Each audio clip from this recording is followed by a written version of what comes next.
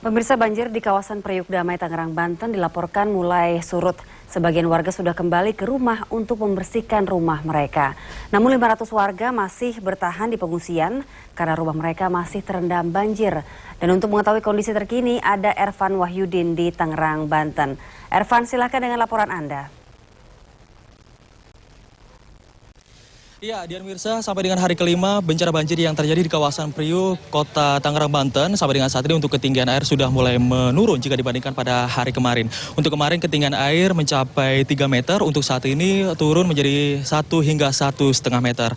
Dan saat ini saya menyusuri kawasan perumahan Priuk Damai yang juga merupakan salah satu lokasi terjadinya bencana banjir di kawasan Priuk Tangerang, Banten, dan ini pun rumah masih tergenang air dan ratusan rumah di sini masih belum bisa ditempati sehingga memaksa untuk warga yang berada di sini harus berada di pengungsian yang telah disiapkan oleh tim SAR gabungan, di antaranya tempat-tempat ibadah dan juga sekolah-sekolah. Akhirnya mereka hidup dengan seadanya, dan juga informasi yang kami dapatkan dari tim medis kesehatan dari TNI dan juga Polri yang siaga selama 24 jam untuk bisa memeriksa kesehatan para pengungsi.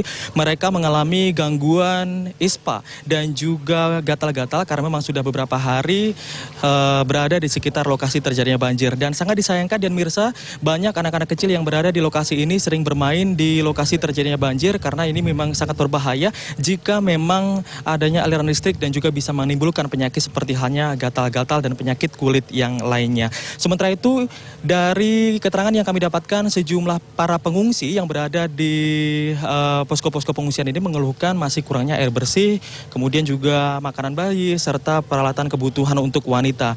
Mereka berharap kepada pemerintah untuk bisa memperbaiki saluran air yang berada di sini karena memang hampir setiap tahun lokasi di kawasan Priuk, Kota Tangerang, Banten ini selalu terjadi banjir.